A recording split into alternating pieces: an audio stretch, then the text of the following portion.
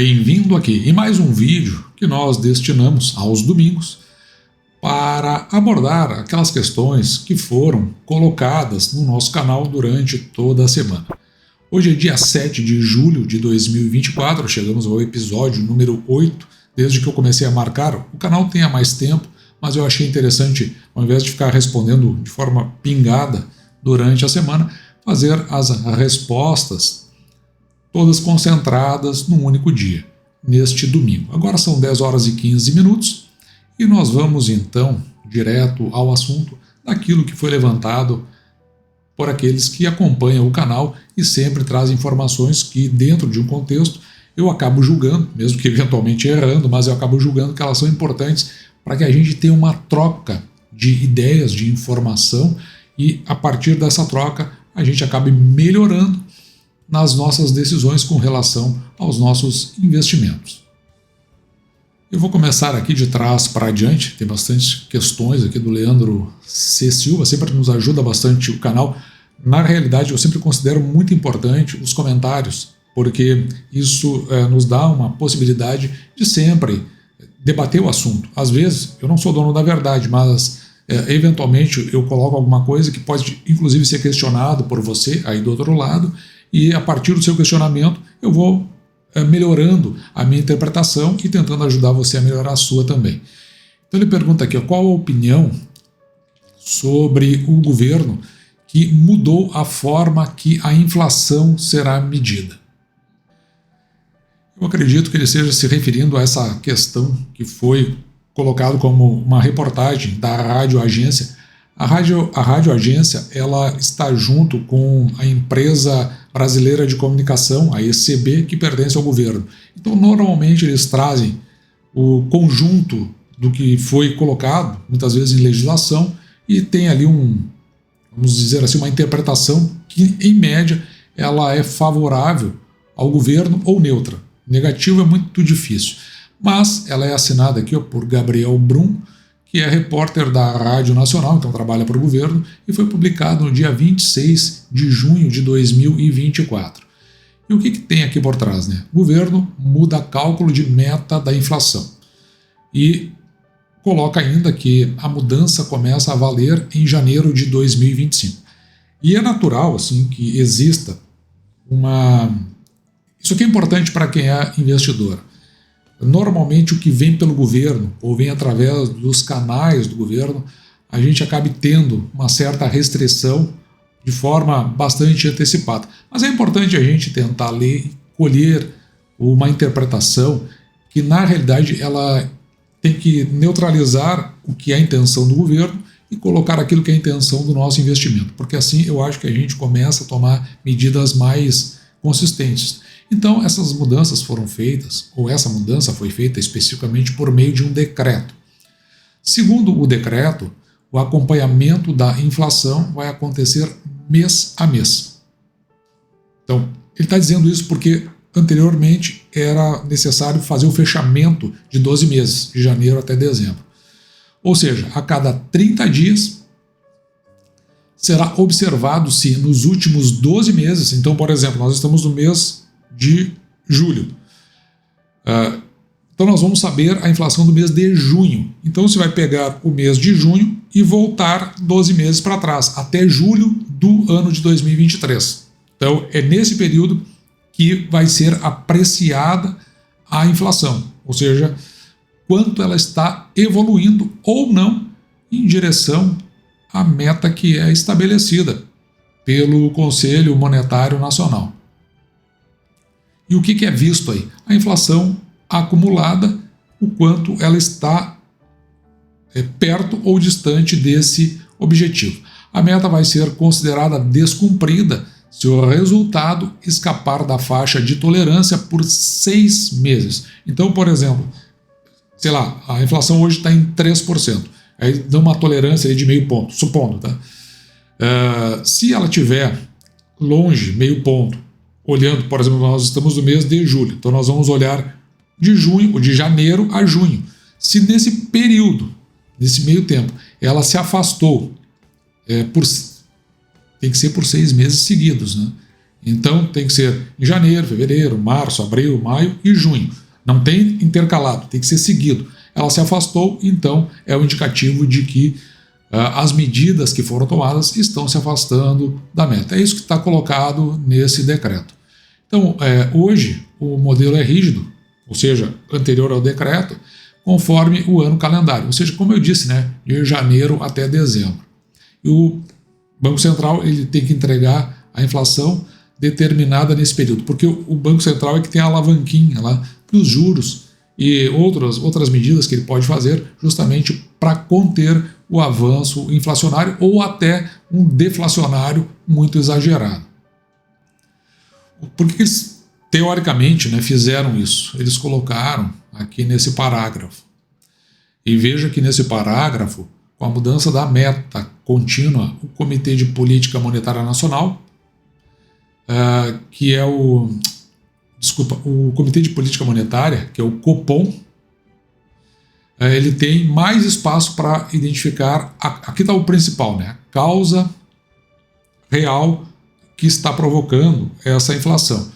E aí eles utilizam aqui como referência a catástrofe natural que aconteceu no Rio Grande do Sul, porque ela impacta dentro do processo de inflação. Atualmente, a meta de inflação ela é definida pelo CMN, o Conselho Monetário Nacional, e ela é de 3% para os anos de 2024 e 2025, com um espectro de tolerância que eles colocam. Então é mais ou menos aquilo que eu falei. Às vezes, só porque vem do governo ou vem por um órgão oficial do governo, a gente acaba tendo uma interpretação assim bastante preconceituosa. Porque a gente sempre fica vendo, né? O governo faz tanta coisa que traz prejuízo para a população e benefícios para tão poucos que a gente acaba sempre ficando com o pé atrás. Nesse caso específico, eu tenho a impressão que está mais para trazer benefícios, colocar uma acuracidade maior sobre o processo inflacionário e, consequentemente, as decisões, pelo menos o que acontece que as decisões do Banco Central, através do Copom, o Conselho de Política Monetária, eles precisam daí ficar mais claro em relação àquele ponto específico que a gente está vendo. Ou seja, você traz mais acuracidade, ou seja, mais precisão para aquelas definições, principalmente se houver fatores que são facilmente identificáveis, como é o caso da catástrofe natural do Rio Grande do Sul. Depois nós vamos aqui para o Igor Arreada, ele diz o seguinte: não seria então mais interessante você colocar seus investimentos, os meus investimentos, isso porque está se referindo ao que eu comentei nas perguntas e respostas da semana passada. Então colocar os seus investimentos em empresas americanas como Apple, etc., que tem um perfil mais lógico com o seu pensamento do que empresas brasileiras? Essa é uma questão que me preocupou bastante, porque na realidade a sensação que eu tenho é que eu não estou passando a informação correta e estou levando as pessoas a tomar uma conclusão errada. Então vou tentar corrigir. Então veja que se eu quiser investir em Apple, a APL 34 é uma BDR, né? Então, ou seja, eu estou comprando aqui no Brasil uma ação que vai estar lá na Bolsa dos Estados Unidos. O valor atual em reais das ações da Apple é de R$ 61,88. E aí nós temos, aqui ó, neste canto, o dividend yield da Apple dos últimos 12 meses. Então a gente olha aqui ó, de cara que o dividend yield da Apple é de 0,26%. Pagou nos últimos 12 meses apenas 16 centavos de reais. E então o primeiro quesito do método que a gente utiliza aqui no canal, nós procuramos empresas que pagam no mínimo 6% de dividend yield, ou seja, que tem um dividend yield de 6% sobre o valor que nós pagamos pela ação. E por que é sobre o valor? Porque nós vamos pegar esse dividendo, vamos colocar aqui em cima e vamos dividir pelo preço que pagamos pela ação, no caso R$ 61,80. O resultado dessa divisão, desse dividendo ou melhor, o dividendo pelo preço da ação, vai nos dar o percentual que é pago em proventos pelo que nós pagamos pela ação. Ou seja, isso aqui tem que estar em 6%, que não é o caso da Apple. E tem outro detalhe que a gente gosta de olhar aqui, eu menciono muito pouco, mas dê uma olhada aqui ó, no PL da Apple. de 31,43. O que significa isso? Que se eu comprar a ação da Apple, hoje, ela pagando esses dividendos, eu vou receber, aliás, desculpa, não é isso. Eu pagando o valor da Apple, R$ 68,00, em função do lucro líquido da companhia, eu vou receber de volta, não é em função dos dividendos, em função do lucro líquido, eu vou receber de volta em 31 anos e meio, aproximadamente. Imagina, com a idade que eu estou, 56, bota mais 31 anos, eu vou ter quase 90 quando eu for receber de volta. Para mim, está fora da minha filosofia. Uma outra empresa correlata é a Google, que também, né? A gente faz uma compra aqui de... Hoje está no seu valor em 183, mas voltando ao que interessa aqui para o canal, que é o Dividend Yield, 0,11%. Pagou aqui 20 cents de dólar, nesse caso aqui especificamente, porque eu estou olhando a ação propriamente dita. E aqui embaixo, a gente olha também algo semelhante, ó. Veja que o PL dela 27,47, ou seja, você compra a ação a R$180 e vai receber de volta em função do lucro líquido em 27 anos. É muito tempo aqui para o canal procura aqui empresas que pagam, olha, no limite dos 10 anos em função do lucro líquido, que é normalmente porque isso está na oscilação. Na média a gente quer, inclusive, abaixo dos 9 anos. Então, no nosso entendimento, essas ações não estão adequadas com a filosofia do canal. Se eu conseguir me explicar melhor dessa vez. Depois o Leandro Silva, ele traz aqui para nós, qual a sua opinião sobre ações small caps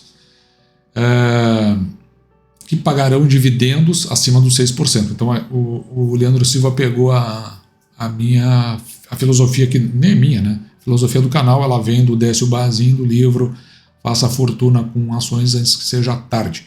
Ele pergunta, você teria alguma?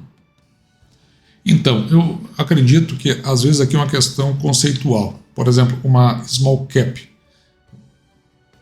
A small cap é aquela empresa que ela se distingue da blue chip, que é a empresa que tem uma capitalização elevada no mercado.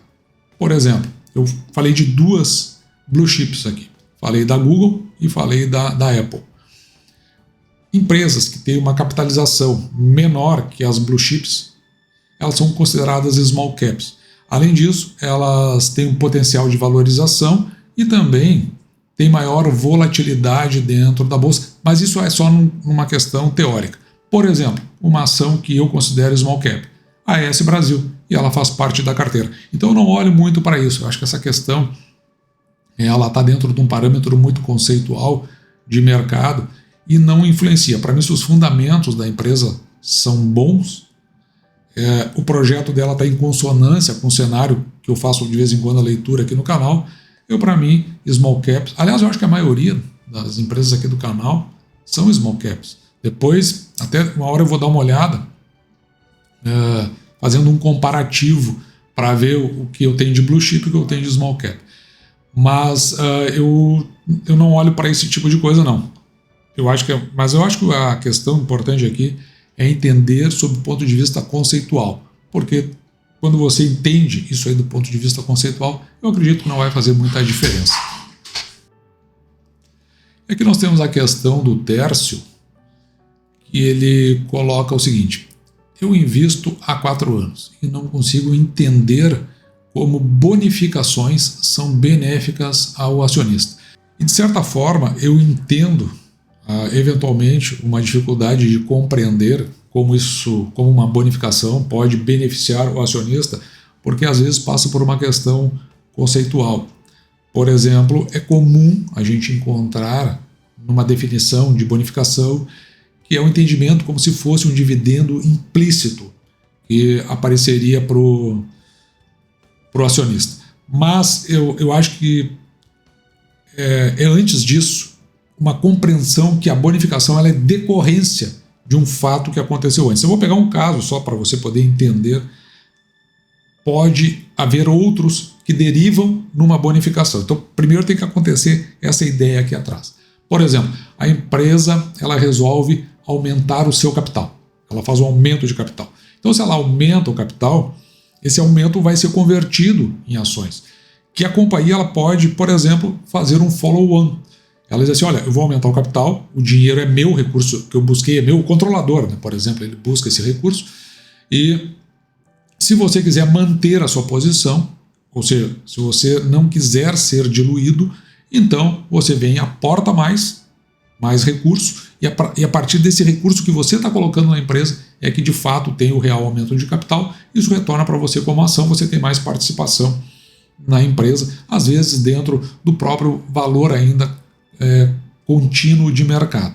Se esse aumento de capital resulta num crescimento da empresa, ou seja, ela usou para aumentar, na hora que ela vai distribuir os proventos, vai ser distribuído por um número maior de ações, porém, ela aumentou a sua rentabilidade, você não perdeu a sua participação, o seu percentual de participação, e consequentemente com o resultado maior você vai receber um provento maior. Por isso que eles falam que é uma espécie de dividendo implícito.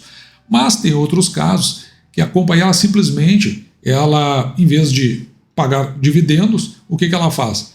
Ela incorpora o valor ao seu capital. E incorporando o valor ao seu capital, ela tem mais ações e ela entrega essas ações para o acionista, sem que você precise fazer nada.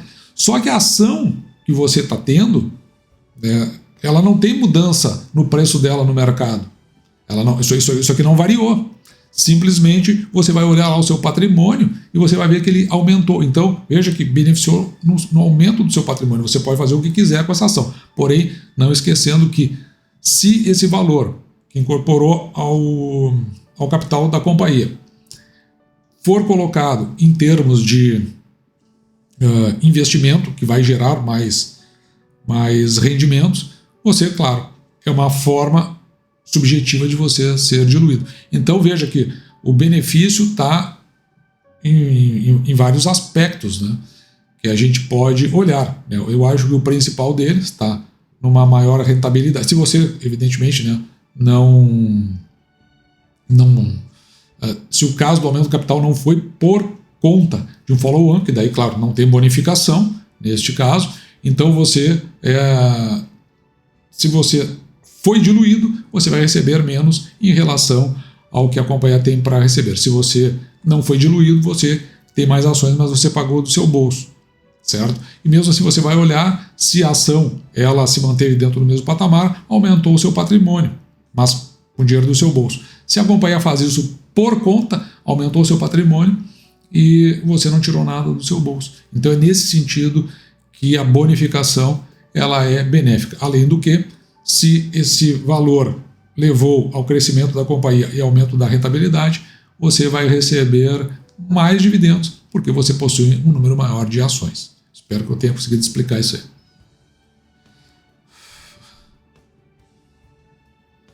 E aqui também do Leandro Silva, ele pergunta quando veremos os efeitos da curva de Laffer em prática. É muito imposto e taxas, tenho que pagar imposto até no prejuízo. Isso é um absurdo, você perde mais ainda. Aqui eu acho que tem que ter um entendimento da curva de Laffer, né? Porque o que se pressupõe é que você vai aumentando os impostos até perto ali dos 33%, e a partir disso aumentar impostos não vai trazer maior arrecadação.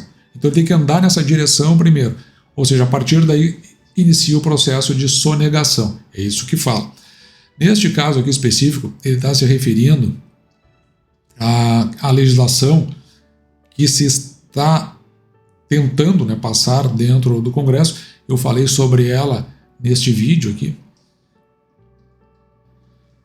onde eu falo sobre o projeto 724 de 2024. Nesse caso, a minha crítica a esse projeto ela é só relativa ao fato de que, como é um imposto de renda sobre renda variável, o IR variável, se você tem prejuízo e você faz uma venda, eu não consegui entender por que você está colocando o imposto se você não está tratando de renda. Então é melhor colocar como taxa. É nesse sentido que eu acho que o conceito está equivocado. Mas, no geral, esse projeto de lei quando abordado, nos leva para responder essa questão aqui, ó, do Solving Mathematical Calculation. Tá? E pergunta, vai ajudar grandes investidores e pessoas que fazem day trade e vai penalizar pequenos investidores que hoje não ganham 20 mil por mês, pois atualmente são isentos? Não, na realidade, né, agora respondendo isso aqui, eu entendo como uma legislação benéfica. Você tira esse imposto que é cobrado dentro do resultado líquido desses 20 mil. Então, 20 mil tem que ser líquido. Eu comprei, vendi. Então, a diferença entre o que eu paguei e o que eu recebi com 20 mil, hoje você paga imposto de renda de 20% no day trade e 15% no swing trade. Isso aí cai e só fica aquela taxação ali de 0,075%. Para R$1.000 você pagaria 75 centavos. Então, nesse quesito, é um aspecto benéfico. O único questionamento que eu faço é com questão a ser imposto sobre renda variável, porque você está no prejuízo, qual é a renda que você teve? Não faz sentido isso para mim. Agora, no geral, eu entendo como uma legislação que venha beneficiar o investidor. E aqui também o Leandro Silva, né, pergunta a opinião sobre a CPFL Energia, se ela será impactada pela catástrofe do Rio Grande do Sul, já que ela atua na distribuição do Sul. Na realidade, ela não atua só na distribuição, né? Ela adquiriu a Companhia Estadual de Energia Elétrica do Rio Grande do Sul, a CEE, ou C3E, como alguns mencionam, que virou a CPFL Transmissão. Essa agora ela é de capital aberto, mas ela é de categoria B, ela não tem ações negociadas na Bolsa de Valores. Além disso, ela tem também geração, tem alguns parques no Rio Grande do Sul e tem distribuição pela RGE, que pega a parte norte. E logo no começo de maio, quando iniciou a enchente, se chegou a 300 mil pontos com falta de energia elétrica. Então, eu acredito que se for impactar, de fato, vai ser na parte de distribuição, realmente. E, aliás, acho que já está impactando, né? Mas isso, pelo que se percebe, está sendo corrigido aí gradativamente. Não se tem visto nas notícias locais aqui, pelo menos, uma crítica severa, e também não se tem levantado nos últimos tempos regiões que continuam sem a energia elétrica em grande escala. Tem muitos pontos sem energia elétrica ainda, e isso está sendo recuperado. Mas eu acredito que esse impacto nós vamos ver só quando do resultado do segundo trimestre. Assim, numa primeira olhada, a gente não consegue imaginar o que isso possa ter tido de impacto. Uma coisa que eu sei é que se atrasou muito a cobrança das tarifas de energia elétrica, mas elas acabaram vindo acumuladas nos meses de junho e talvez agora no mês de julho. Então houve essa questão. Para quem tinha débito em conta, ok, mas também imagina quem perdeu tudo, que era uma unidade consumidora da CPFL, da RGE no caso, pode ser que você nem encontre mais a pessoa para fazer o pagamento, porque ela perdeu tudo, perdeu a casa, né? Chegou lá e só tinha barro, lama no lugar.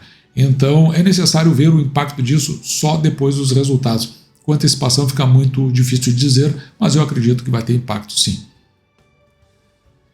E aqui na última questão, também do Leandro Silva, qual sua opinião sobre a Celesc e se eu teria a Celesc na carteira do canal? Claro que a gente precisa entender que a carteira do canal é uma carteira, vamos dizer assim, modelo, né? Ela é uma referência. A gente tenta colocar essa carteira como algo assim para o iniciante indo para o intermediário indo para o avançado. Então, uma carteira pequena e tem uma posição só na carteira, mas para que uma empresa seja elegível, primeiro, ela tem que pagar dividendos, né? Naquela ordem de no mínimo 6%, então, nesse quesito, ela já larga na frente. Então, a primeira coisa que a gente verifica. Depois, aqui nos dados fundamentalistas da companhia, é uma interpretação. Por exemplo, aqui ó, o PVPA dela, ou seja, O preço hoje da ação, ali está acima de R$70, está abaixo do valor patrimonial. Então ela já começa a se tornar fortemente elegível para entrar na carteira. E depois, veja que o PL é diferente da Apple e da Google. Se você compra a ação a R$70, parece alto o valor, né? Mas você vai receber aqui, ó, em aproximadamente 5 anos pelo valor que você pagou pela ação. E depois, aqui embaixo, a gente olha que ela é uma pagadora de proventos. Eu diria que ela estaria mais ou menos por aqui, ó, na média que eu estou marcando, que fica nessa linha no topo aqui do quadrado, né? Então ela está aqui com uma tendência, né, a pagar até mais de R$3 só nessa passada de olho. Mas mesmo que ela fique aqui abaixo, ela vai para casa dos R$3. Então você pega aí R$3 sobre 70, é um bom provento a ser pago. E ela é regular. Veja que se nós pegarmos de 2019 a 2024, ela veio até num crescente do pagamento de proventos. Então ela é de fato uma ação elegível. E o que estaria faltando agora? Olhar para a empresa do ponto de vista do seu projeto. Eu não debulhei, é uma parte mais complicada, tem que ver assim, como é que ele está encaixado, derivando, né, desses dados fundamentalistas e como esse projeto ele se enquadra dentro de um cenário. Mas como a gente está falando aí do segmento de energia elétrica, ela é totalmente elegível para entrar na carteira do canal.